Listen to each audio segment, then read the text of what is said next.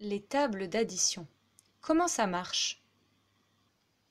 Une table d'addition va me permettre de montrer, de voir les résultats de plusieurs additions, autrement qu'en les écrivant une à la suite de l'autre.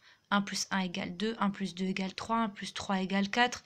Et ça va me faire une liste très longue parce que si maintenant je me mets à faire les 2 plus 1 égale 3, 2 plus 2 égale 4, 2 plus 3 égale 5, 2 plus 4 égale 6. Et maintenant, on va peut-être passer au 3.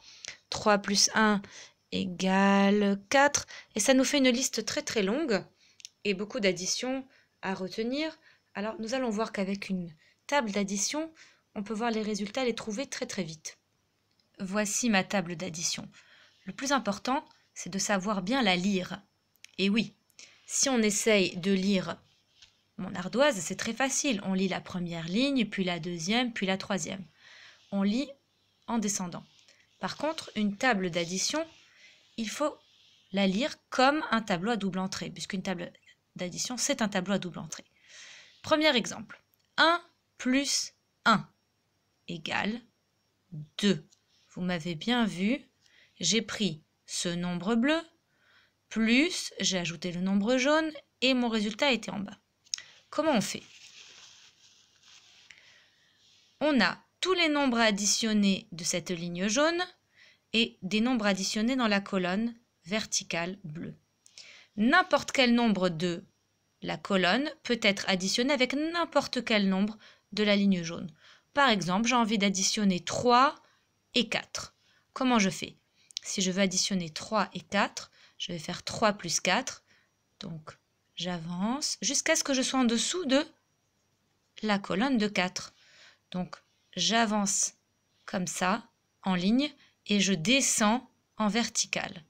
C'est ici que se trouve le résultat de l'addition 3 plus 4.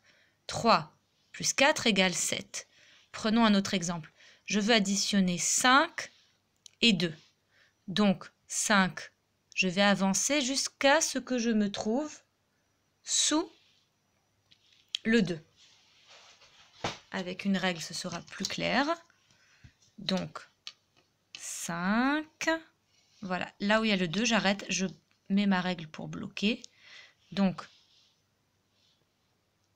en horizontal, j'arrive ici, et 2 en vertical, j'arrive ici. Donc, 5 plus 2, le résultat, je vais le mettre dans cette case-là. Il faut bien savoir que cette case-là correspond au résultat de 5 plus 2.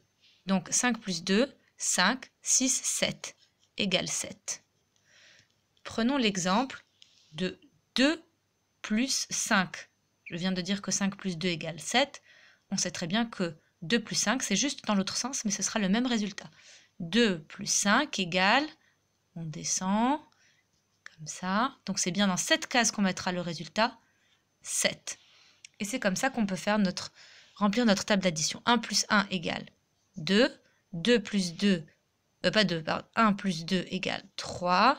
1 plus 3 égale 4. Dans cette case, on aura le résultat de 4 plus 1, donc 5. Et dans cette case, ce sera le résultat de 5 plus 1, c'est-à-dire 6. Et c'est comme ça qu'on remplit au fur et à mesure. 2 plus 1, le résultat, il est là où se croise la ligne horizontale qui commence au 2 et la ligne verticale qui commence au 1. Donc c'est dans cette case-là que j'écrirai 2 plus 1 égale 3. Ici, on continue. Vous pouvez, à la maison,